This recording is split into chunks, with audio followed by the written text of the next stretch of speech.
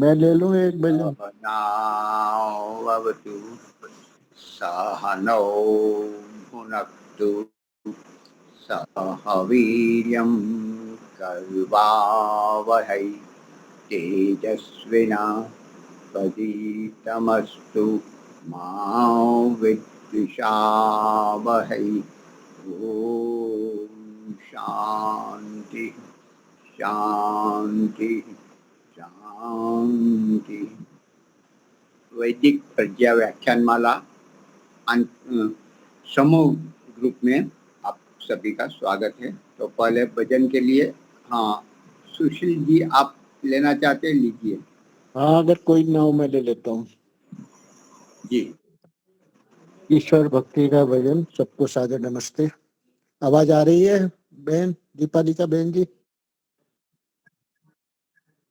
भरोसा कर तू ईश्वर पर, तुझे धोखा नहीं होगा।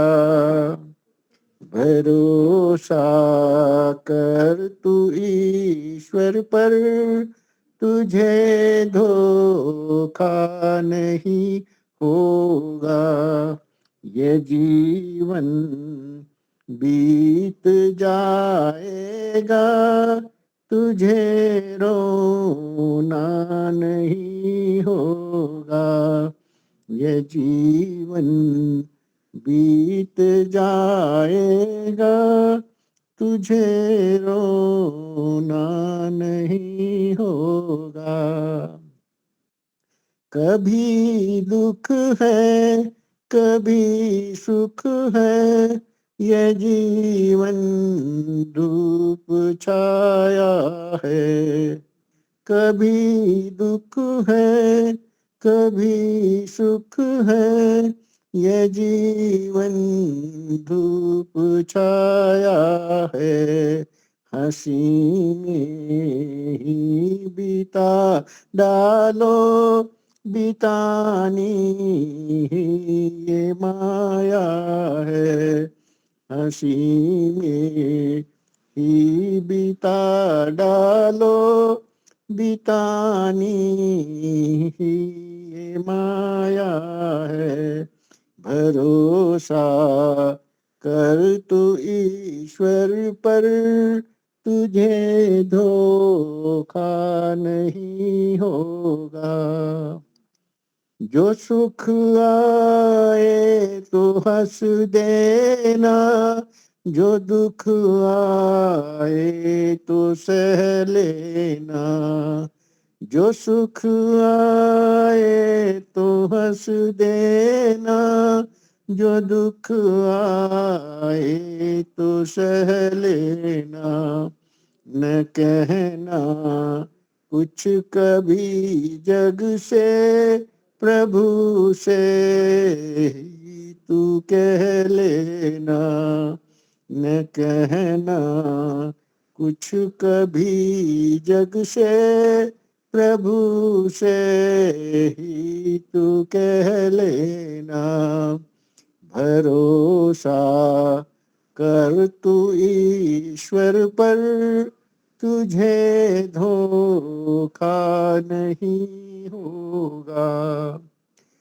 जो पाया है तूने जग में, तेरे सब कर्म की माया।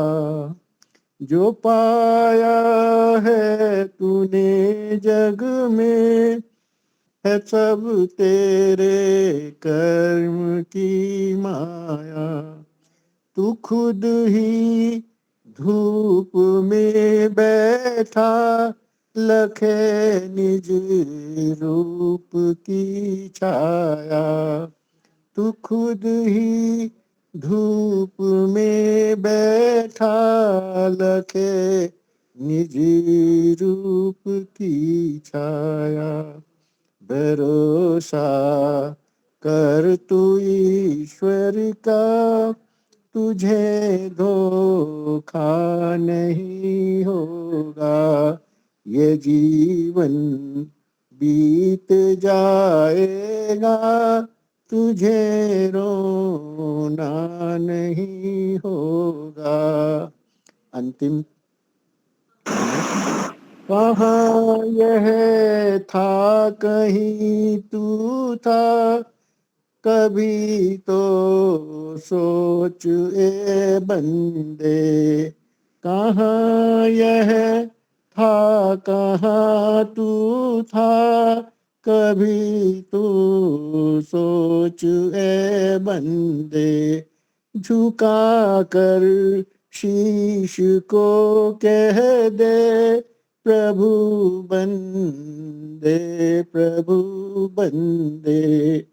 झुका कर शीश को कह दे, प्रभु बंदे, प्रभु बंदे।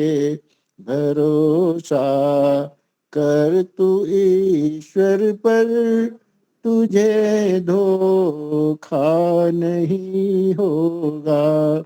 ये जीवन बीत जाएगा, तुझे रोना नहीं होगा। भरोसा कर तू ईश्वर पर, तुझे धोखा नहीं होगा, तुझे धोखा नहीं होगा। ओम नमस्ते। बहुत सुंदर। और एक भजन ले सकते हैं।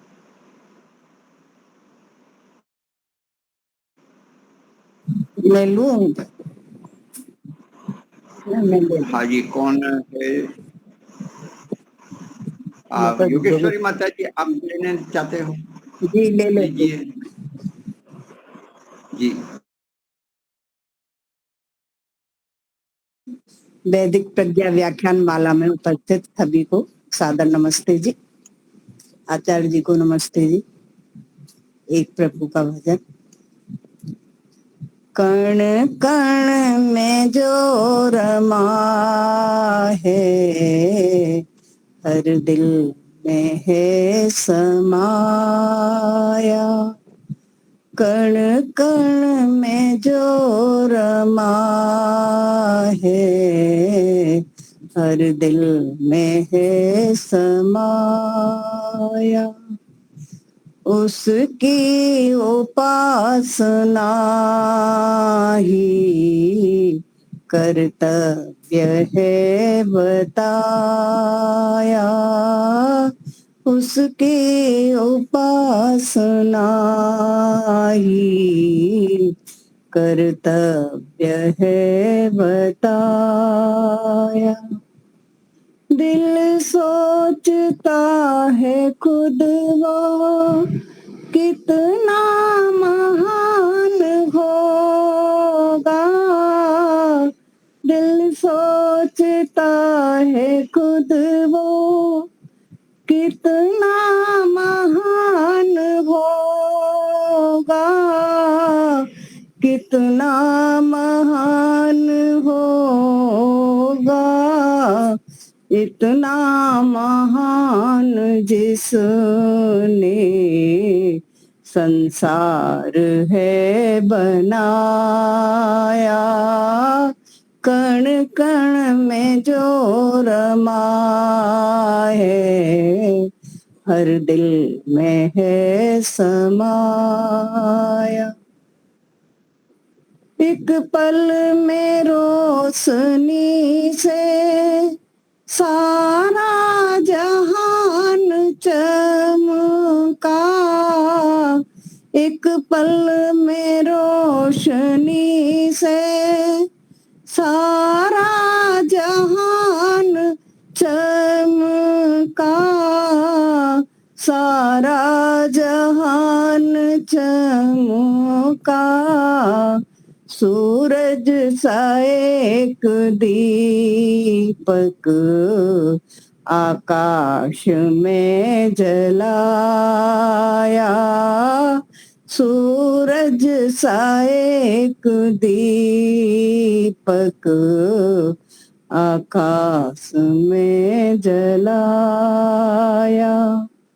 कण कण में जो रमा है, हर दिल में है समाया।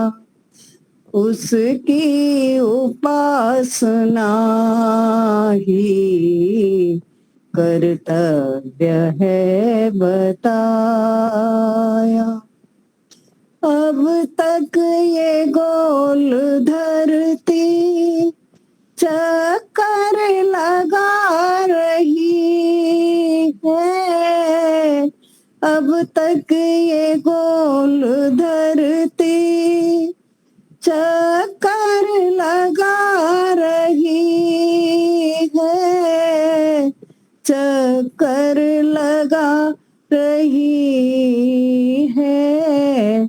फिर की बना के कैसी तरकीब से घुमाया, फिर की बना के कैसी तरकीब से घुमाया।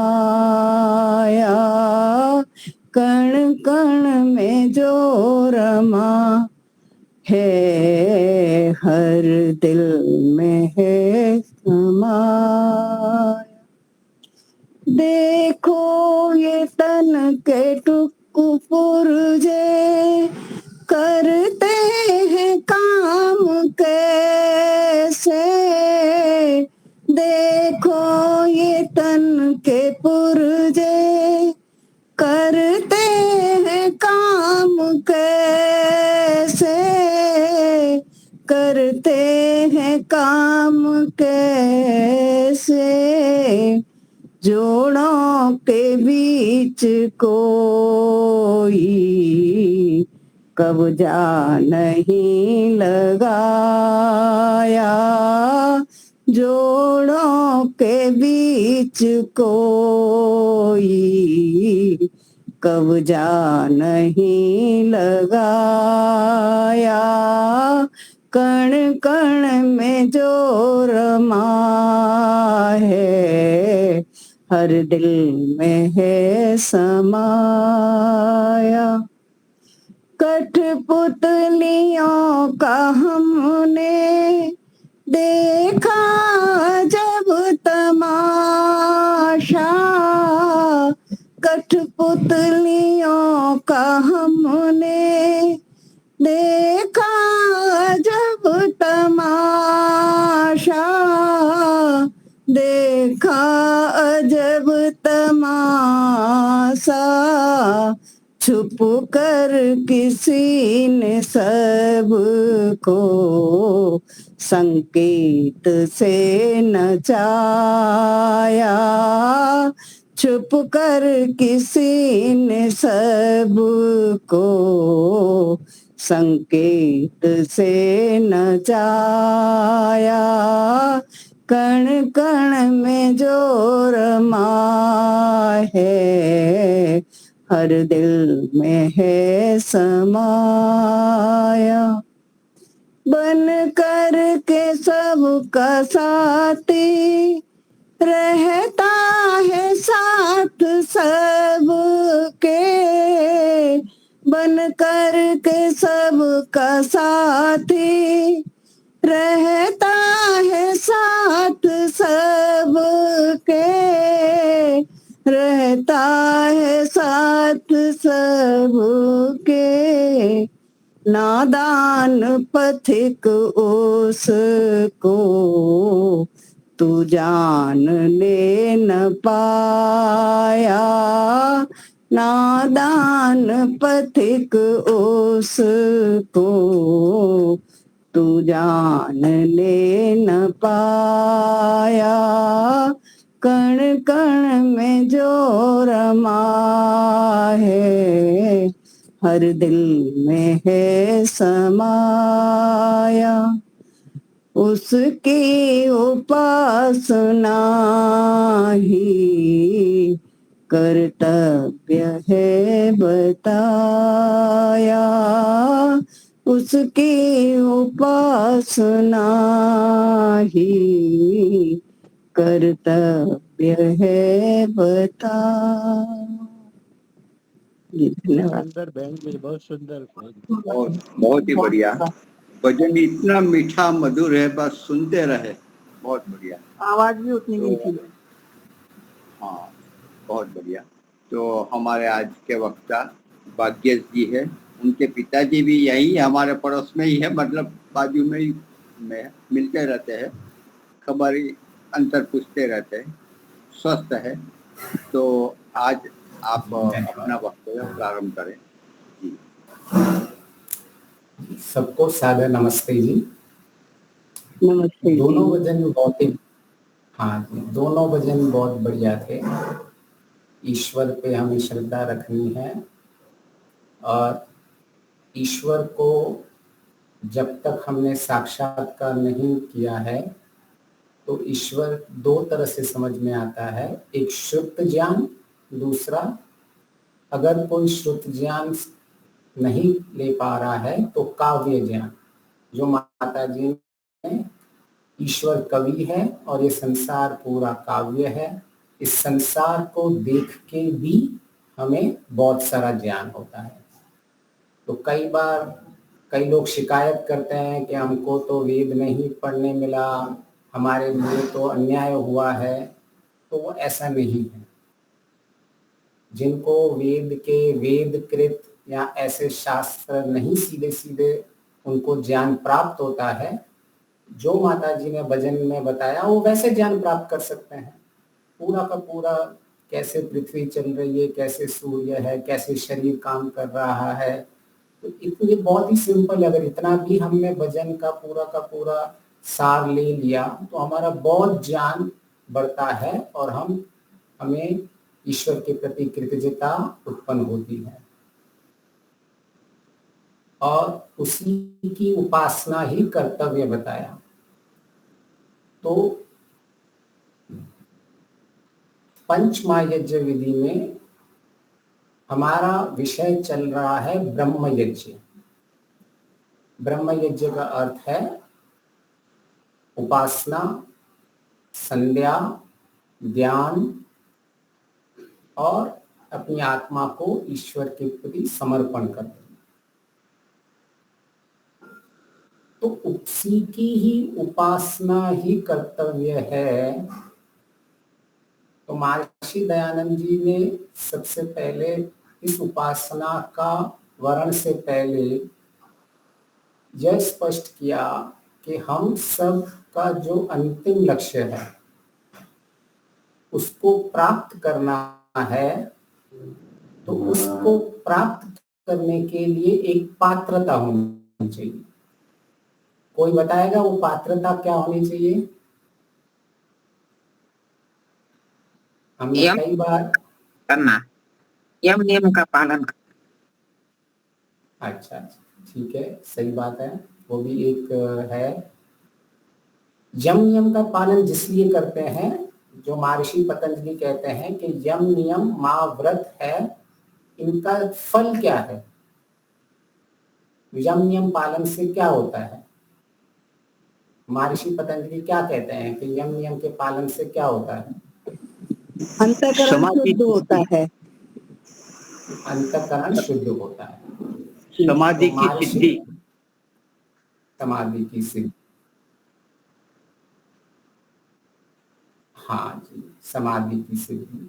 तो सबसे पहले पंचमहायज्ञ विधि में महर्षि जी ये स्पष्ट करते हैं कि ईश्वर प्राप्ति के लिए कई उपाय लोगों को मिल सकते हैं कि ये उपाय है, वो उपाय है। किन किन को भक्ति योग कोई कह सकता है, कोई कर्म योग कह सकता है, कोई ज्ञान योग कह सकता है। बहुत सारे मार्ग को वो चुन सकते हैं। सबसे उत्तम मार्ग का कहा है अंतःकरण की शुद्धता। और देखा जाए तो ईश्वर प्राप्ति से अधिक जितना हमें यह स्पष्ट होता है कि हमारा लक्ष्य ईश्वर प्राप्ति है, उतना ही महत्व यह हमें स्पष्ट होना चाहिए कि ईश्वर प्राप्ति के हम पात्रता कैसे बनेंगे। तो हमने यह महर्षि दयानंद जी स्पष्ट करते हैं कि केवल ऋषियों का काम यह नहीं रहता है कि आपको लक्ष्य बताएं, ऋषि उसकी यात्रा भी बताते हैं कि आपकी यात्रा कैसी होगी कि आपको उससे लक्ष्य की प्राप्ति होगी। तो वो जो यात्रा है वही हमारी पात्रता है, अंतःकरण की शुद्धता। तो अगर हम उपासना करते हैं, उपासना को अपना कर्तव्य मानते हैं, तो वह उपासना कैसी होनी चाहिए? वह उपासना ऐसी होनी चाहिए जो हमारे इस यात्रा को सफल बनाए। इस यात्रा में जिसकी प्राप्ति करनी है उसकी पात्रता बनाने के लिए हमें वह उपासना हमारे लिए उपयोगी हो। तो हमें सब शास्त्र, वेद हो, सत्यार्थ प्रकाश हो, दर्शन हो, योग दर्शन कहेगा कि आपको विद्या की प्राप्ति करनी है, अविद्या का नाश करना है, ज्ञान की वृद्धि करनी है, ज्ञान का नाश करना है। गायत्री मंत्र कहेगा कि आपको शुद्ध विज्ञान को धारण करना है, क्लेश रहित बनना है। न्याय दर्शन कहेगा कि आपने ये जन्म मिला है जो दुख का कारण है, उसका मुख्य कारण मिथ्या ज्ञान है। तो सारे शास्त्र इसी चीज को कहते हैं। और कोई सारे शास्त्र पढ़ के ये ज्ञान लेके आए, या महर्षि दयानंद जी की इस पुस्तक का एक वाक्य लेके ही इन सारे शास्त्रों का सार उठा सकता है।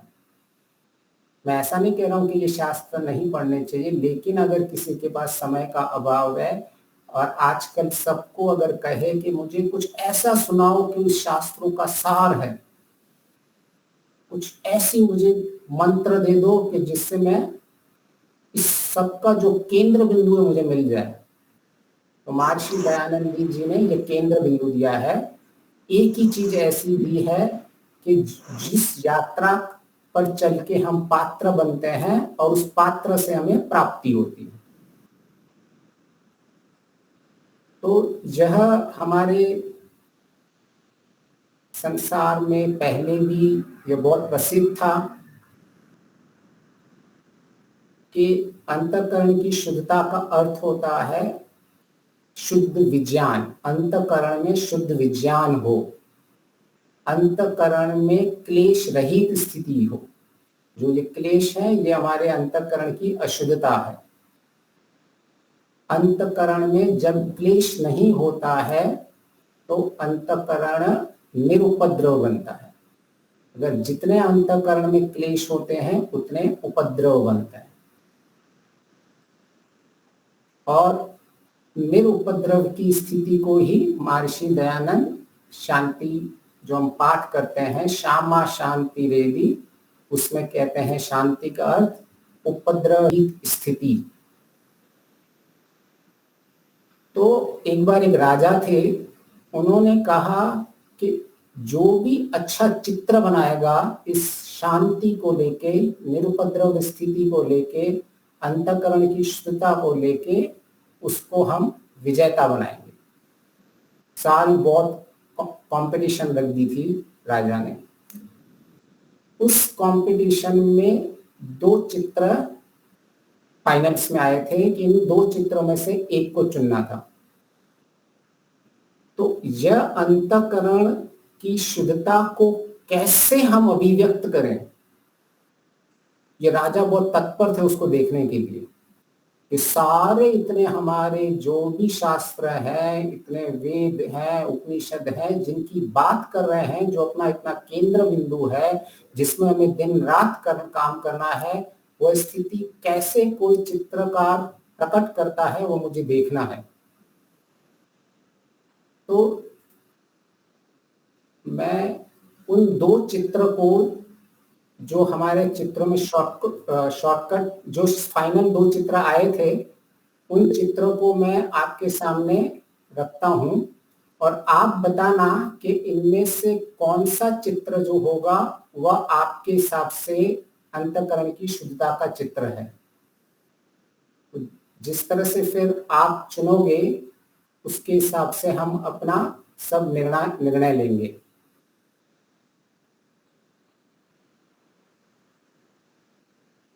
स्क्रीन दिख रही है मेरी सबको? जी दिख रही है ना? अच्छा, तो यह 2 चित्र आए थे राजा के पास जिन्होंने अंतःकरण की शुद्धता कह लो, क्लेश रहित स्थिति कह दो, शांति निरुपद्रव की स्थिति, ये 2 चित्र आए थे। इन 2 चित्रों में से किसी एक चित्र को चुनना हो जो आपको कहता हो अंतःकरण की शुद्धता हो या शांति हो, निरुपद्रवता की स्थिति आपके अंदर उत्पन्न करती हो या उसको अभिव्यक्त करती हो। तो आप में से कौन कौन है वो एक एक करके बता सकता है कि ये पहली स्थिति है या ये दूसरी स्थिति है जिसको वेद सारे शास्त्र कहना चाहते हैं कि आपको इस स्थिति तक, अंतिम स्थिति तक पहुंचना है और वहां तक पहुंचते ही आपके जीवन का जो पात्रता बननी चाहिए थी वो आपकी पात्रता बन जाती है। तो ये 2 हैं, दूसरी वाली है। अच्छा ये दूसरी वाली मैं तो पहली बोलता हूँ, झरना बह रहा है ना, वो वाली पहली वाली रहेगी। अच्छा पहली बार तो अच्छी लगती है क्योंकि वो सत्व प्रधान लगती है, वहाँ बिजली का कड़ाके नहीं है, दूध का वेग नहीं है, रजस प्रधान दूसरी लगती है, पहली सत्व प्रधान लगती है, सौम्य लगती है। बहुत बढ़िया। चलो एक मोनिश ने कहा पहली वाली। मेरा मत भी पहली वाली में है। अच्छा, बहुत, माता जी ने भी पहली वाली बोला। और कोई? मेरा मन भी पहली वाली में है। पहली वाली बहुत बढ़िया, पहली वाली जो है इसलिए है क्योंकि उसमें आंतरिक शांति है, चारों तरफ बाहर, चारों तरफ उसको भय, वो सामने पशु खड़े हैं तो भी वो शांति से खेल रहा है, तो उसको आंतरिक शांति। दूसरी वाली में बाहरी स्थितियां विकराल है, लेकिन वो अपने एक घोंसले में इसलिए बैठी क्योंकि उसको बहुत कर रहा है, तो बाह्य शांति से मतलब उसने अपने को पहली वाली में जब देखेंगे तो बहुत शांत आकाश है, नीला आकाश है, बहुत तारों के बीच में से सूरज की रोशनी निकल रही है, हरी हरी घास है, शांत पानी बह रहा है, शांत पशु जिनको कहते हैं, हिरन है, गाय है, ये सब शांत पशु में आते हैं। फूल इतने हैं जो शांति का प्रतीक जिनको माना जाता है। उस चित्रकला ने चित्रकार ने इस चित्र में सब कुछ बता दिया। तो उस राजा का निर्णय था कि जो शांति इस पहले चित्र में है वह शांति कभी भी हमारे जीवन में सदा नहीं बन सकती।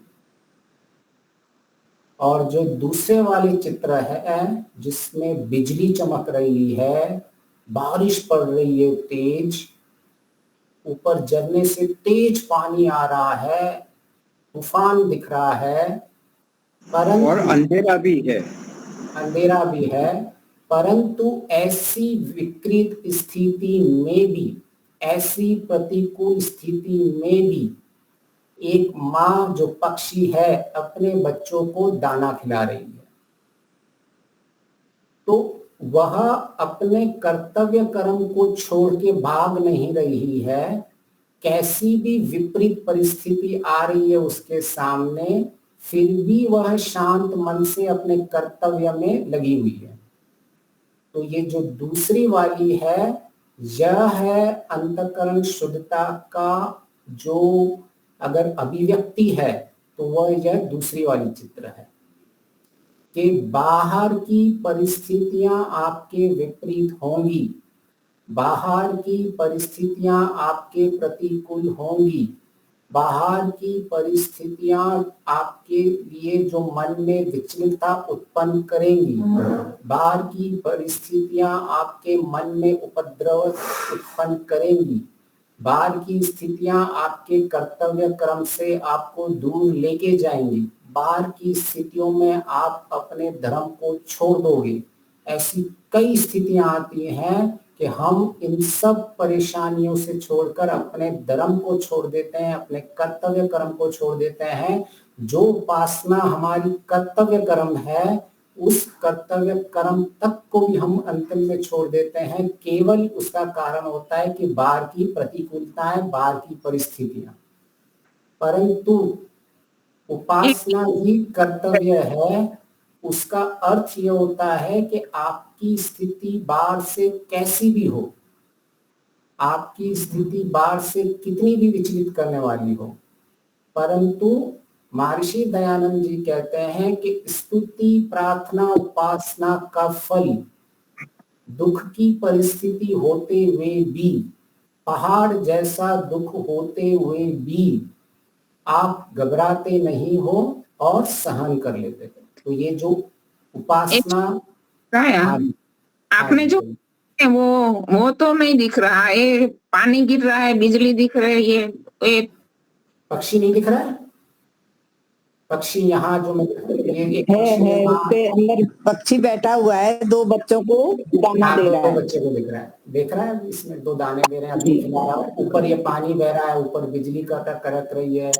ऐसे कोई मान लो अच्छा। अभी मतलब मैं चलो इसी को ही ओपन कर देता हूँ, इसी चित्र को ही, तो जो आपको, हाँ अभी ये दिख रहा है। इसको थोड़ा मैंने ये वाला भी पक्षी दिखा, अभी एकदम दिख रहा है क्लियर। अच्छा ठीक है, अभी क्लियर है। हाँ ठीक है। तो ये दूसरा चित्र था और ये अपना पहला चित्र था। ये भी अपना चित्र बहुत शांत वाला है। यह शांति जो है बाहर की शांति है। इसमें दिखाया गया है कि वास्तविक में कैसी भी परिस्थिति हो बाहर की, ये माँ अपने बच्चों को खाना खिला रही है, अपने कर्तव्य को छोड़ के नहीं भाग रही है। बहुत अविचलित स्थिति है बाहर की, बिजली चमक रही है, पानी का बहुत बड़ा वेग है, तेज बारिश पड़ रही है, फिर भी अपनी स्थिति नहीं छोड़ के अपने कर्तव्य को निभा रही है। इसी तरह उपासना हमारा ऐसा कर्तव्य है जो हमें हर किसी भी विपरीत स्थिति में, कितने भी बड़े दुख आ जाएं, उस दुख की स्थिति में हम अपनी ऐसी स्थिति बनाते हैं कि बाहर से दुख तो होता है, बाहर से प्रतिकूलताएं तो होती हैं, लेकिन आंतरिक हम उनको सहन कर लेते हैं। जो पहला भजन था जिसमें हम सुन रहे थे कि ईश्वर पे हमें ऐसा भरोसा होना चाहिए कि दुख को सहन कर लें और सुख में भी आनंद रहें। अगर हमारी ऐसी स्थिति बन पा रही है तो यही अंतःकरण शुद्धता का हमारे जीवन में एक महत्वपूर्ण, हम अपनी पात्रता को प्राप्त करते हैं। तो अगर हम जीवन में अपने लक्ष्य को प्राप्त कर रहे हैं और अपने लक्ष्य को जब प्राप्त कर रहे हैं तो, हाँ मैंने अभी शेयरिंग बंद कर दी, तो हमें यह स्पष्ट कर होना होगा कि मुझे आंतरिक स्थिति को इतना स्ट्रांग बनाना है कि किसी भी परिस्थितियों में मेरी यह निरुपद्रवता स्थिति नहीं आए, मेरे अंदर क्लेश उत्पन्न नहीं हो, मेरे अंदर एक शुद्धता हमेशा बनी रहे अंतःकरण की। तो हमने ये यात्रा देखी हमारी कि हमारी यात्रा कैसी होगी।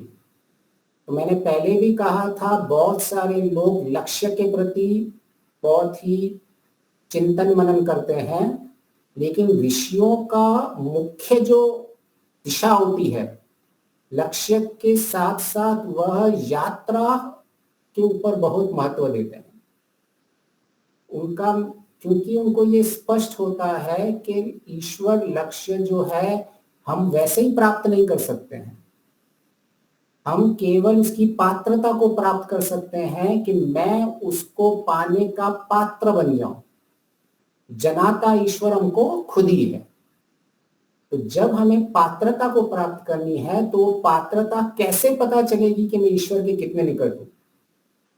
हमारे पास एक मेजरमेंट इंस्ट्रूमेंट होना चाहिए ना, कि 1 लीटर है, ये 500 ml है, ये 400 ml है। आपको 1 लीटर दूध चाहिए तो आपको 1 लीटर दूध में, अभी मेरे पास 400 ml दूध पड़ा हुआ है, 600 ml दूध पड़ा है। इसी तरह से आप ईश्वर के कितने निकट और कितने दूर है वह पता चलता है कि हमारी आंतरिक स्थिति से, कि मेरे अंदर अब क्लेश कितने हैं, उपद्रवता कितनी है, तो हमें अपना जो उस पात्रता तक पहुंचना है उसकी स्थिति पता चल जाती है। तो यही हमारा मेजरिंग इंस्ट्रूमेंट है। कोई भी कह सकता है, आपको कैसे पता चलेगा कि आप अधिकारी बन चुके हो? तो साधक को ऐसे पता चलता है कि मैं कितना अधिकारी बन रहा हूं ईश्वर प्राप्ति के लिए। मेरे अंदर कौन से क्लेश हैं जो अभी तक उत्पन्न हो रहे, कौन से संस्कार हैं जो तनु अवस्था में, कौन से संस्कार है जो अभी तक सुप्त अवस्था में होंगे, कौन से संस्कार उदार अवस्था में है, उसे किसी और का ऊपर वो निर्भर नहीं रहता है। वो केवल अपने आप को देखता है और अपने आप के चिंतन मनन में वो अपने संस्कारों को देखता रहता है। उसे पता है, महर्षि दयानंद जी कहते हैं ध्यान में क्या कहने के लिए कहते हैं, ध्यान में मन आदि का विवेचन करो, आत्मा परमात्मा का विवेचन। जब तक हमारा उपासना में, वैसे तो हमारी उपासना 8 के 8 अंग ही उपासना का अंग है। उपासना को महर्षि दयानंद जी केवल एक विषय को लेके उपासना नहीं कहते हैं। महर्षि दयानंद जी क्या कहते हैं, योग उपासना का आरंभ करो तो सबसे पहले यम से प्रारंभ करने के लिए कहते हैं। ये महर्षि दयानंद जी सत्यार्थ प्रकाश में स्पष्ट लिखा हुआ है। पहला अंग है योग उपासना का यम, दूसरा अंग है नियम, और ऐसे ही उपासना से अंतिम जो हम समाधि तत्व तक पहुंचते हैं। तो कई बार, ठीक है, ये क्लियर हो गया। आगे चलें अभी, कि हमारी स्थिति, कि हमारी यात्रा में स्पष्ट होनी चाहिए कि लक्ष्य तो प्राय जिससे भी पूछो तो आदि दुनिया जो आध्यात्मिकता में आती है वो सीधा हाथ खड़ा कर देती है कि हमारा लक्ष्य मोक्ष प्राप्ति है, ईश्वर प्राप्ति है। परंतु जितना महत्व वो है जानने का, उससे भी ज्यादा महत्व है कि हम उसकी हमारी यात्रा कैसे होगी। अभी किसी से पूछने का कि ठीक है आपको ईश्वर की प्राप्ति करनी है तो उसकी पात्रता क्या है, फिर वो पीछे पीछे जैसे जैसे प्रश्न पूछते जाओगे तो आप उस पात्रता में जब तक नहीं समझ पाएंगे स्पष्टता को, तब तक प्राप्ति नहीं हो सकती। प्राप्ति से पहले पात्रता अनिवार्य है। तो जब हमें ये स्पष्ट हो जाता है कि हमारी पात्रता कितनी है, अभी हमारे अंतःकरण की स्थिति कितनी है, तो महर्षि दयानंद जी सबसे पहले पंचमहायज्ञ विधि को इस वाक्य से पूरा स्पष्ट कर देते हैं कि आपको करना क्या है इस संसार के अंदर। और फिर सारे जो ये यज्ञ हैं ये उसी दिशा में, अगर ये 5 यज्ञ हैं हमें उस दिशा में नहीं जा रहे हैं तो हमारे 5 यज्ञ में कहीं ना कहीं कमी रह गई है। तो हमने ब्रह्म यज्ञ को लिया है सबसे पहले, और सबसे पहले ईश्वर पे श्रद्धा करो, ईश्वर पे भरोसा करो। परंतु वही तो मेन चीज है, ईश्वर पे भरोसा ही तो नहीं होता है। सही है ना? और सारी दुनिया इसी पे लगी हुई है कि भाई वो आपकी, हम सब जानते हैं कि हमें उस पे करना है, परंतु वो उत्पन्न कैसे हो, वो श्रद्धा उत्पन्न कैसे हो। कई लोग ऐसा कहते हैं कि ईश्वर अपना एक बार साक्षात्कार करवा दे तो हम साधना करने के लिए रेडी हैं। ज्यादातर लोगों के पास मैंने प्रश्न इनकी होती है, सबका यही होता है कि एक बार केवल साक्षात्कार करा तो देखो फिर मैं कितनी साधना करती हूँ या करता हूँ।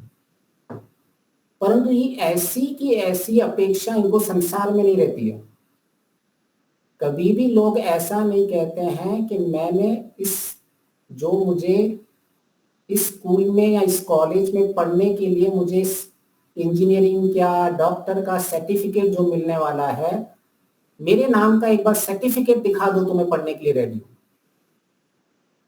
कोई ऐसा कहता है संसार में कि जिस लक्ष्य को प्राप्त करना होता है उस लक्ष्य को आपको पहले से कोई कैसे दिखा सकता है जिसको आपको प्राप्ति करनी है? आपको अहमदाबाद से बड़ौदा जाना है, नहीं मुझे पहले बड़ौदा भी दिखा दो तो मैं बड़ौदा के लिए जाऊंगी, नहीं तो नहीं जाऊंगा। अरे बड़ौदा जाना ही तो हमें सारा यात्रा के थ्रू पहुंचना है, तो ईश्वर आपको कैसे दिखेगा पहले कि जहां जिसको आपको प्राप्त करना है। और चलो अगर ईश्वर ऐसे दया कर भी दे, प्राप्ति करवा भी दे, आपको दर्शन करा भी दे, तो भी जो सांख्य दर्शन में आता है कि जो हमारा मन अशुद्ध होता है तो ऐसे अशुद्ध बीज में ज्ञान के बीज भी नहीं उगते हैं, अगर उगते भी हैं तो विपरीत दिशा में। अगर ईश्वर आपको दर्शन करवा भी दे तो भी अंतःकरण शुद्ध से हमें वह समझ में ही नहीं आएगा। तो वहां तो कमी है ही नहीं। जो हम ऐसे आशय लगा के बैठे हैं कि पहले एक बार मुझे थोड़ा सा सर चखा दो, बस थोड़ा सा चखा दो, अपना दर्शन कर दो, फिर मैं साधना कैसे। अच्छा ठीक है, अच्छा ठीक है, अगर अच्छा नहीं आप दीपा जी, बहुत सारे लोगों को यही चीज होती है। बहुत सारे पहले मुझे भी ऐसा ही लगता था कि मैं ईश्वर आप पे विश्वास करूं तो क्यों करूं विश्वास, मुझे थोड़ा दिखा दो, मिठाई की दुकान में थोड़ी मिठाई खिला दो, जैसे फिर हम आगे खाएंगे और मिठाई को ऐसे थोड़ा दिखा दो। अच्छा चला, ईश्वर ने दर्शन दे दिया, फिर आप मुकड़ गए तो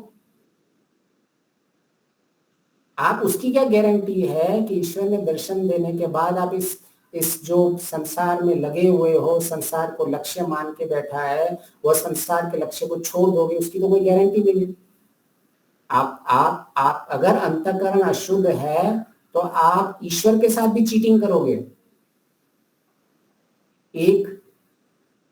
एक बंदा था जो बड़ा व्यापारी था, वो एक बार समुद्र के रास्ते से चल रहा होता है व्यापार के मामले, तो इतना बड़ा तूफान आ जाता है, इतना बड़ा तूफान आ जाता है, अब तो उसको लगता है मैं गया काम से, तो ईश्वर से प्रार्थना करता है, हे ईश्वर मुझे बस इस तूफान से बचा दे, मैं अपना घर वर बेच के सब कुछ दान कर दूंगा आश्रमों में लोगों के लिए, बस मुझे एक बार बचा दे। तो ईश्वर ठीक है, सारा तूफान ठहर गया, फिर पहुंचता है अपने घर में, बोलता अभी तो मैंने बोल दिया ईश्वर को मुझे घर बेचना पड़ेगा। तो कहता है, सबको बोलता है कि ठीक है मैं अपना घर 100 रुपए में बेच रहा हूं, और वो बहुत बड़ा सेठ था, उसकी बहुत बड़ी कोठी थी। तो बोले 100 रुपए में बेच रहे तू? बोले हाँ। बोले लेकिन इसके साथ इस जो जितनी मेरा बड़ा सा महल है उसके साथ जो मेरा एक कुत्ता है जो इसकी रखवाली करता है, उसको वो कुत्ता भी खरीदना पड़ेगा। बोले अच्छा ठीक है। बोले ये कुत्ता 5 करोड़ का है। तो वो कितना होशियार था, बोले मैंने तो ईश्वर को घर बेचूंगा उसको पैसे दान करने के लिए बोले थे, इस कुत्ते को बेचने के लिए मैंने ईश्वर से कोई कमिटमेंट नहीं किया था। तो अगर हमारा अंतःकरण अशुद्ध होगा और ईश्वर अगर हमारी सहायता कर भी लेता है तो कोई गारंटी नहीं है कि हम ईश्वर के साथ जुड़े हुए रहेंगे। तो अगर हमें ऐसा लग रहा है कि एक बार ईश्वर दिखा दे, एक बार ईश्वर कर दे, तो अगर आपको लक्ष्य ही मिल जाए एक बार दर्शन, तो फिर लक्ष्य के प्राप्ति करने के आपकी यात्रा की जरूरत ही नहीं पड़ेगी आपको। तो वही तो लक्ष्य है। जिस तरह से आप श्रद्धा कर रहे हो, भजन में कितना अच्छा सुंदर है कि उस पर भरोसा करो। जैसे हम श्रद्धा कर रहे हैं कि मैं अभी इंजीनियरिंग कर रहा हूँ, मैं अभी डॉक्टरी पढ़ रहा हूँ, मैं अभी यह दर्शनाचार्य का काम पढ़ रहा हूँ, तो मुझे बाद में इसकी डिग्री मिलने वाली है, मुझे बाद में इसकी पदवी मिलने वाली है, मैं को इसके मिलने के बाद उसी ही स्थिति में नौकरी मिलने वाली है। मैं इंजीनियर बनूंगा तो मुझे डॉक्टर की नौकरी नहीं मिलेगी। मैं बना हूं तो मैं पात्र, जिस चीज का पात्र हूं उस पात्र का मैं अधिकारी हूं, तो मुझे मिलने वाला ही है। इसी तरह अगर मैंने अंतःकरण शुद्धता मेरी पात्रता है, वह ईश्वर मेरा लक्ष्य है, तो अगर मैं उस पात्रता तक पहुंच जाऊं तो मैं अपने आप ही मैं अपने लक्ष्य तक मिल जाऊं, वो दूर है ही नहीं। तो मुझे काम अपने पात्रता पे करना है। तो जब ये हमें हमारी श्रद्धा में स्पष्ट हो जाता है कि ठीक है, मैं अपनी पात्रता में हूं और ईश्वर मुझे प्राप्त होगा, यह तो एक चीज है जो हमारी समझ में आती है।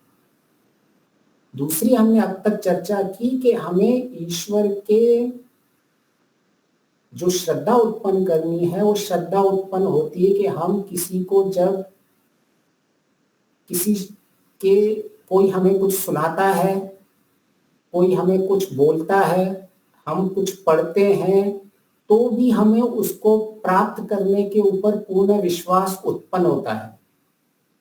अगर आप कश्मीर नहीं भी गए हो, अगर आपके पड़ोसी ने कहा है कि भाई देखो ये कश्मीर है, उसमें बहुत अच्छी अच्छी जगह है, तो आपके पास क्या कभी भी आपको संशय होता है कि कश्मीर है कि नहीं? लेकिन दीपाली हमको होता है राइट, ईश्वर है या नहीं? कैसे ईश्वर एक बार बता, एक बार कश्मीर दिखा दो मुझे। फिर आप किताबों में पढ़ते हो, आपने मैप खोल के देखा, अच्छा यहाँ कश्मीर है। फिर ऐसे ही हमारे वेद ज्ञान बोलते हैं ईश्वर है, ऐसे ही हमारे विद्वान और ऋषि कहते हैं ईश्वर है। तो जिस तरह से हम अपने पड़ोसियों की सुनते हैं, हम किसी एक्सपर्ट से सुन के, जिस तरह से हम किसी के किताबों में देख के कहीं जाते हैं, तो उसी तरह से भी हम सबसे पहले वेद से सुन के, ऋषियों से सुन के हमारे लिए श्रद्धा उत्पन्न होती है, और उसी को ही कहते हैं दृढ़ विश्वास। यूएस में कैलिफोर्निया में एक जगह है योसेमिटी, उसको कहते हैं स्वर्ग कहते हैं बिल्कुल। तो हम जब गए तो हमने भी सुना कि भाई ये तो धरती पे एक स्वर्ग है। फिर हमने सुना वहाँ के लोगों से, लोकल लोगों से सुना, तो वो फिर हमने देखा कि भाई ये मैप में कहाँ आता है, ये कौन सी जगह है, इसके बारे में देखा, सुना, जाना। तो हमने कई डॉलर्स खर्च करके, हमने अभी तक उसको देखा नहीं था, हमने केवल सुना था और केवल जाना था। लेकिन उस वहां जाने के लिए हमने पहले से बहुत सारे डॉलर्स खर्च कर दिए, तभी जाके हम वहां पहुंच पाए। लेकिन वहां डॉलर खर्च करने से पहले हमारे मन में ऐसा नहीं था कि ऐसी कोई जगह होगी या नहीं भी होगी। तो जब हम किसी जगह को सुनते हैं, किसी को जानते हैं, तो संसार में हमें ये प्रश्न नहीं उठता है, लेकिन यही प्रश्न हमारा ईश्वर के लिए उठता है। तो हम वहां गए तो बिल्कुल स्वर्ग था, मतलब हम जैसे बादलों में चल रहे थे कि बादल इतने मतलब ऐसी ऊंचाई पे थे कि आप जैसे पौराणिक लोग स्वर्ग का विवरण करते हैं कि आप बादलों में चल रहे हैं, फिर पहाड़ों से, पहाड़ की अंतिम स्थिति नहीं दिखती है, पहाड़ की चोटाई, लेकिन वहां से जो झरना बहता है उसके ऊपर बादलों में से ऐसा लगता है कि झरना बहता है। और वहां की पूरा वातावरण ऐसा है कि जैसे लोग स्वर्ग को बताते हैं वैसा ही आपको वातावरण दिखता है। हमको किसी ने कहा और हमने कुछ देखा, हमने पूर्ण विश्वास कर लिया और हम वहां जाके हमने प्राप्त कर लिया। ऐसे ही जब हम शास्त्रों को सुनते हैं, ऐसे ही हमें जब ऋषि कहते हैं, तो ये श्रद्धा जो है ना, जब तक ये श्रद्धा उत्पन्न नहीं होती है तब तक ईश्वर की उपासना भी पूर्ण नहीं होती है। तो हमने ईश्वर की शरण में जब देखा था, तो सबसे पहले ईश्वर की शरण का स्वरूप क्या था कि ईश्वर के ज्ञान के शरण में चले जाए। क्योंकि देखो बहुत ही सिंपल चीज होती है संसार में, आपको अगर अंतःकरण शुद्ध करना है तो सबसे साइकोलॉजिस्ट और न्यूरोलॉजिस्ट ये सब कहते हैं कि आपके आसपास जो लोग होते हैं, आपकी बुद्धि उनके जैसी ही एवरेज ऑफ 5 लोगों की बनती है। और आपके आसपास दुष्ट लोग होंगे तो आपकी बुद्धि दुष्टता के प्रति आगे चलेगी। आपका मतलब बुद्धि बनी ही ऐसी हुई है। जो साइंस के लोग हैं, जो न्यूरोलॉजिस्ट है, जो ब्रेन की स्टडी करते हैं, वो यही कहते हैं ब्रेन की स्टडी में कि भाई आपको बहुत ही सिंपल है, संसार में अगर आपको बहुत आगे बढ़ना है तो सबसे सिंपल है, आप अच्छे लोगों का, वैसे जिन स्थिति को आप प्राप्त कर लेते हैं ऐसे लोगों के संग में रहो। इसलिए अगर जिनको सत्वगुण प्रदान करना होता है, इसीलिए सत्संग किया जाता है कि मैं सत्संग के माध्यम से अपने सत्वगुण प्रदान रहूं और मुझे बनना वैसा है, तो मेरी बुद्धि अपने आप ही उसी दिशा में चलेगी जैसा मुझे बनना है। तो अभी ईश्वर को न मानने के लिए हमारे पास कोई ऑप्शन भी नहीं है, तो चलो इसके जैसा कोई और शुद्ध मिल जाए हमको। हमें ईश्वर का शरण इसीलिए चाहिए क्योंकि ईश्वर सबसे ज्यादा शुद्ध है और मुझे अंतःकरण को शुद्ध रखना है। उसकी शुद्धता के लिए मुझे अभी सबसे पहले ईश्वर की शरण में जाना पड़ता है। अभी उसकी शुद्धता कैसे मिलेगी? सबसे शुद्ध ज्ञान है वेद और वेद के शास्त्रों का ज्ञान। तो हम जो ये वेद के लिए समर्पण करते हैं, उनकी शरण में जाते हैं, वो शरण में इसीलिए जाते हैं कि वो सबसे शुद्ध है और मुझे अंतःकरण को शुद्ध करना है, और मैं उस शुद्धता को जब लूंगा तभी ही मेरा अंतःकरण शुद्ध होगा। इसीलिए सबसे पहले हम ईश्वर के ज्ञान में समर्पण हो जाते हैं। तो आप वो वेद ज्ञान कह दो, श्रुत ज्ञान या काव्य ज्ञान, ये दोनों ज्ञान की आप शरण में जा सकते हो। महर्षि दयानंद इन दोनों ज्ञान की व्याख्या करते हैं सत्यार्थ प्रकाश में। तो सबसे पहले जब हम इस ज्ञान में जाते हैं तो तीसरा शरण का स्वरूप होता है श्रद्धा। तो जितनी जितनी मेरी ईश्वर के, जितना जितना मेरा चिंतन मनन है, मेरे अंदर श्रद्धा जितनी उत्पन्न होती है उतना ही मेरा विश्वास उत्पन्न होता है।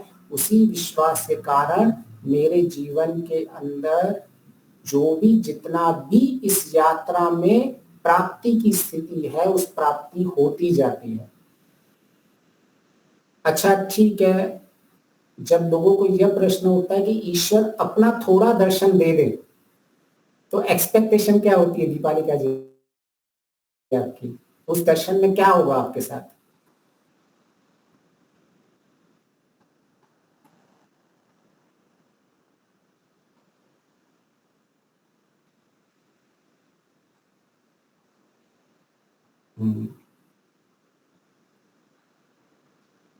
लिखे बात करें।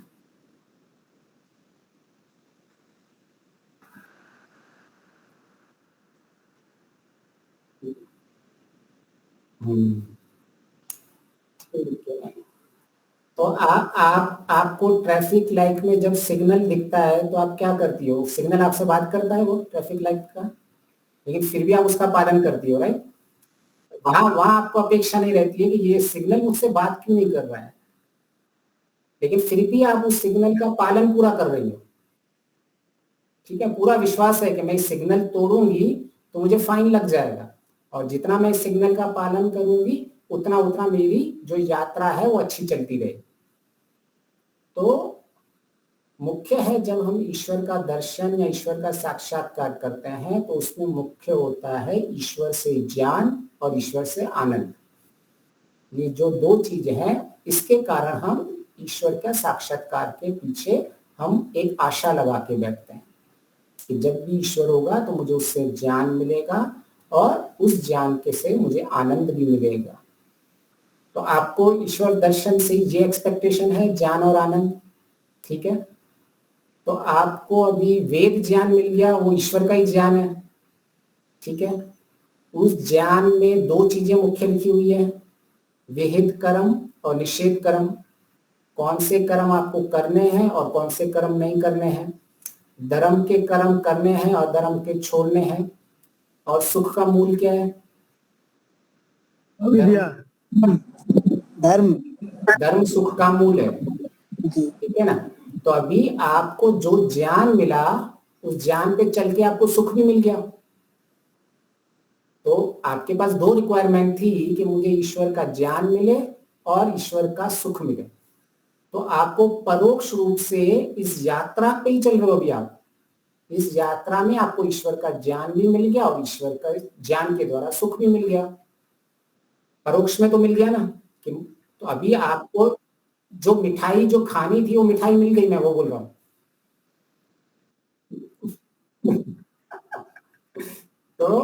तो तो अगर हमको मिठाई खाने की ऐसा, और ये हम सब में है, केवल आप में नहीं, हम सब चाहते हैं कि ईश्वर का ज्ञान और आनंद दर्शन मुझे सबसे पहले हो, लेकिन यही हम संसार में नहीं चाहते हैं। तो हमें सिंपल करना है, जैसा हम संसार में चलते हैं ना, वैसा ही व्यवहार ईश्वर के साथ करना है। ईश्वर कोई भिन्न वस्तु नहीं है जिसके साथ संसार के साथ व्यवहार भिन्न होता है। जैसे हम संसार में पुरुषार्थ करते हैं किसी को प्राप्त करने के लिए, इंजीनियर बनने के लिए इंजीनियरिंग की पात्रता चाहिए होती है, डॉक्टर बनने के लिए उसकी पात्रता चाहिए होती है, ऐसी ही उम्मीद हमें ईश्वर से रखनी चाहिए कि ईश्वर मुझे बस मैं पात्र बनाऊंगा अपनी, तो आप मुझे मिलने ही वाले हो। और जब वैसे ही मुझे मिलने वाले हो, अब मुझ में श्रद्धा कैसे उत्पन्न होगी कि एक तो मैं जब आपका साक्षात्कार करूंगा तब मुझे ज्ञान और आनंद मिलेगा, और जो पहले से ही आपने दे रखा है मैं उस ज्ञान को समझूं। तो उस ज्ञान को समझना है अगर, तो हमने वेद ज्ञान को देख लिया, धर्म और अधर्म को, और ईश्वर को समझना है तो आज फिर से माता जी का भजन सुन लेना कि कैसे उसने जोड़ के बगैर ही हमारे सारे बनाए हुए हैं, सारे शरीर में कैसे काम कर रहा है, एक एक चीज पुर्जा कैसे काम कर रहा है, कैसे ये सूरज काम कर रहा है, कैसे चांद काम कर रहा है। तो और श्रद्धा बढ़ेगी, आपको लगेगा कि भाई हाँ, कैसे मैं अगर बैठी भी हूँ, मेरा अस्तित्व भी है, तो कितनी कृतज्ञता उत्पन्न होगी फिर। तो हमने अभी तक 3 चीज देख ली। सबसे पहले जो ईश्वर की उपासना में, ईश्वर की शरण में जाते हैं, तो सबसे पहले उसकी ज्ञान में शरण में जाते हैं, उससे सुख और आनंद मिलेगा धर्म का। तीसरा, उसकी जब श्रद्धा रखते हैं और हमें ये स्पष्ट हो जाता है कि ईश्वर में जैसे श्रद्धा है कि ईश्वर न्यायकारी है, तो हम जब अपने कर्म को, हमें पता है कि ईश्वर हमारे कर्मों का फल देने वाला है, तो हम फलों के प्रति आसक्ति छोड़ देते हैं, क्योंकि मुझे पता है मैं जैसे कर्म करूंगा वैसे, क्योंकि मुझे ईश्वर पे श्रद्धा है। तो अभी जो मेरे आपका जो जितना भी हमारा आज का स्ट्रेस उत्पन्न होता है, जितनी भी हमारे जीवन के अंदर जो मस्तिष्क में प्रॉब्लम उत्पन्न होते हैं, उसका मुख्य कारण यही है कि हमने फल के प्रति आसक्ति लगा कर रखी है कि मेरे बच्चों की रिजल्ट क्या आएगी, कल मेरा मीटिंग में प्रेजेंटेशन है, उसको अच्छा लगेगा कि नहीं लगेगा, मैंने ये खाना बनाया है, बच्चों को पसंद आएगा कि नहीं आएगा। हमारी जितने भी दुख के कारण होते हैं, इसको अच्छा लगा कि नहीं लगा, हम हमेशा उस फल के प्रति आसक्ति के लिए रखे रहते हैं। तो जैसे ही यहाँ आपकी श्रद्धा उत्पन्न हुई, आपने वैसे ही कर्म के फल पे आसक्ति होती, तो आपकी जितनी भी ये जो मानसिक बीमारियां हैं, वो मानसिक बीमारियां चली जाएंगी। कितनी बड़ी ईश्वर की कृपा है। आपको दुख से बचना और सुख का आनंद ही चाहिए था ना अंतिम में। मैं आपको पहले दिखा रहा हूं सब कुछ कि जिसके ज्ञान को प्राप्त करने से, जिसकी श्रद्धा उत्पन्न होने से मेरे यहाँ सुख बढ़ते जा रहे हैं और दुख कम होते जा रहे हैं। तो अभी आपको थोड़ा वो मिठाई ज्यादा दे रहा है, मिठाई वाला, कि भाई आपको बाद में पुरुषार्थ करके इसको 1 किलो 2 किलो जितनी भी लेनी है ले लेना, लेकिन आप चख लो। ईश्वर ने बहुत चखने के लिए दिया हुआ है। तो जब हमारी श्रद्धा उत्पन्न होती है, फिर ईश्वर का जैसे हम वरण करते हैं, स्तुति करते हैं श्रद्धा के बाद, तो ईश्वर के लिए कृतज्ञता उत्पन्न होती है आपके मन में कि कैसे ये संसार चलाया, कैसे ये पृथ्वी चला रहा है, कैसे ये फिरकी लगाई हुई है, कैसे ये पूजे बनाए हुए हैं। तो आप अपने ही स्थिति में सबसे बड़े जो संसार में दुख का कारण होता है, वह दुख का कारण होता है दूसरों के साथ हमारी स्थिति को कंपेयर करना। सबसे बड़े दुख का कारण होता है असंतोष की भावना। तो जैसे ही कृतज्ञता अगर आप में उत्पन्न होगी, तो संतोष अपने आप में ही अंदर आपके उत्पन्न हो जाएगा। आपको हमेशा लगेगा कि आप दूसरों के देख के कभी भी आपको ऐसा नहीं लगेगा कि मुझ में ये कमी है, मुझ में वो कमी है। बाजू वाले के पास 3 BHK का फ्लैट है, कोठी है, मेरे पास 2 BHK है। बाजू वाले के पास मर्सिडीज की गाड़ी है, मेरे पास केवल नॉर्मल होंडा सिटी है, जो भी कुछ है मेरे पास केवल इतना है। केवल जो हमको लगता रहता है ना, जब कृतज्ञता उत्पन्न होती है तो होता है मुझे इतना सब कुछ मिला हुआ है, ईश्वर आपने कितना सब कुछ दिया हुआ है, शरीर को देख के लगता है कितना सब कुछ दिया हुआ है, संसार को देख के लगता है कितना सब कुछ होता है। जो हमारे अंदर अभाव की भावना होती है, हम जितने भी दुखी होते हैं इस अभाव के कारण दुखी होती है। हम वैसे पूर्ण रहते हैं लेकिन मन में ये अभाव उत्पन्न रहते हैं कि मेरे पास, मेरे काश मेरे बच्चे उसके बच्चे जैसे होते हैं। लेकिन जितना भी मेरा बच्चा है उसको आप देखोगे कि मेरे पास बच्चे हैं, अभी मेरे पास अपॉर्चुनिटी है, मैं क्या कर सकती हूँ। मुझे यह ईश्वर ने अवसर दिया है जीवन के अंदर। तो जितनी भी कृतज्ञता उत्पन्न होगी उतना उतना आपके जीवन में संतोष और शांति उत्पन्न होगी। तो ईश्वर केवल आपको दुख से बचा नहीं रहा है और सुख दे नहीं रहा है, आपके सुख की रक्षा भी कर रहा है ईश्वर। नहीं तो सबकी ये सुख का चोर सबसे बड़ा यही रहता है, हम दूसरों से तुलनात्मक जीवन जीते हैं। तो जो ईश्वर की कृतज्ञता में जाता है कभी वो तुलनात्मक जीवन नहीं जीता है। वो कहता है कि मुझे ईश्वर ने जो दिया हुआ है, बहुत कुछ दिया हुआ है, मैं अभी मेहनत करके और आगे बढ़ूंगा। क्योंकि नहीं तो जैसे ही आप तुलनात्मक जीवन जियोगे तो जितना सुख है आपके पास, जितना आपके पास एक रूम का फ्लैट है, जितना आपके पास एक छोटी गाड़ी है, जितने आपके पास बच्चे पढ़ाई कर रहे हैं, जितना भी आपको जैसा भी जीवन साथी मिला हुआ है, उसके प्रति आपको लगेगा कि मेरे जीवन में पहले से ही कम से कम इतना कुछ मिला हुआ है। आप तुलनात्मक जीवन नहीं जियोगे कि भाई उसके बच्चे ऐसे हैं, उसका पति ऐसा है, उसके गाड़ी ऐसी है, उसका बंगला ऐसा है। आपको ये अपने शरीर का ही करोड़ों रुपए का, आपको मैंने एक बताई थी ना कि शरीर कितने करोड़ों रुपए का है। एक एक आंख करोड़ रुपए की है, लिवर किडनी करोड़ों रुपए की, आप बेचने जाओ तो। और जब आपको लगेगा कि मैं तो इतना पहले से ईश्वर ने मुझे ऐश्वर्यवान बनाया हुआ है, तो मेरे पास जो है उसका संतोष है अभी मेरे पास। नहीं तो ये असंतोष की भावना सबसे बड़ा दुख का कारण है इस संसार में। तो यहाँ ईश्वर की निकटता हो रही है, ईश्वर की उपासना चल रही है, ईश्वर के ज्ञान के निकट गए, पहले हम ईश्वर के श्रद्धा से निकट गए, ईश्वर से कृतज्ञता से निकट गए, और यहाँ हमारे सुख और दुख बढ़ते गए। अभी आपको आधी मिठाई भी मिल गई, चखने के लिए भी नहीं है, तो हमारे लिए भी और ईश्वर के प्रति श्रद्धा और बननी चाहिए कि हाँ है। अब मुझे प्रश्न नहीं है कि भी ईश्वर आप हो या नहीं हो, अब मुझे सिर्फ केवल इतना ये कि मेरी पुरुषार्थ कितना है पात्रता के लिए। अभी आपकी पूरा का पूरा माइंडसेट चेंज रहेगा। पहले आधे लोग तो ईश्वर प्राप्ति के लिए पूरे चक्कर में बैठे रहते हैं।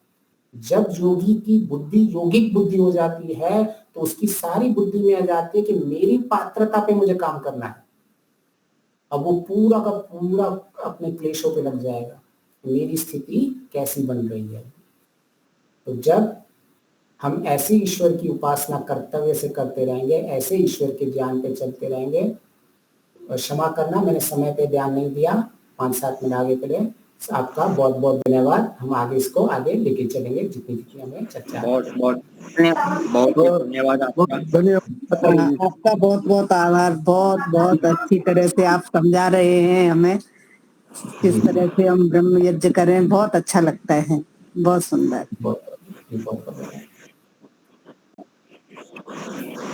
दूसरा हमने जो नवम समूला सत्या प्रकाश की जो परीक्षा दी, उनका प्रश्न मेरे पास प्रश्न पत्र है। यदि आप मैं रोज 5-5 या 6 लिखूं, आप उसका उत्तर दे दो, तो मैं इतना सरल भी नहीं पूछूंगा। तो सबसे पहले तो आप बिना पढ़े दे दो, फिर ढूंढ के भी दे दो, लेकिन आपकी इतना सरल भी नहीं होगा, कठिन भी नहीं होगा। तो इस प्रकार से मैं 3-4 दिन के लिए करूँगा। दूसरा कि परसों मैं रोजा जा रहा हूँ, अपने जो शास्त्रार्थ का ज्योतिष विषय के शास्त्रार्थ, एक दिन वहाँ रुकूंगा। यहाँ के एक माता जी है, बहन जी है, उनको भी मुझे रखना है वहाँ जाने के लिए। आचार्य दिनेश जी का भी काम है, तो उसके लिए भी मैं जा रहा हूँ। तो एक दिन नहीं रखूंगा और मैं लगभग बुधवार को नहीं आ सकूंगा ऑनलाइन पे, वहाँ शास्त्रार्थ का हम देखेंगे। ठीक है, तो अपने आज शांति पाठ के लिए शंकर जी हाँ वो जी, भजन भी डाल दीजिए दीदी जी ने तो भजन भजन गाया था। हाँ जी, जी करिए।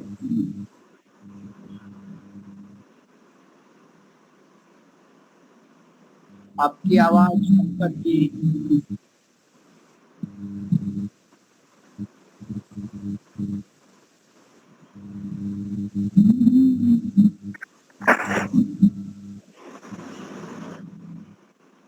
हाँ जी, जल्दी कीजिए, समय बहुत अधिक हो गया है।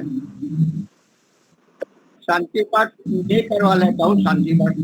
ओम द्यौः शान्तिरन्तरिक्षं शान्तिः पृथिवी शान्तिरापः शान्तिरौषधयः शान्तिः वनस्पतयः शान्तिर्विश्वे देवा शान्तिर्ब्रह्म शान्तिः सर्वं शान्ति।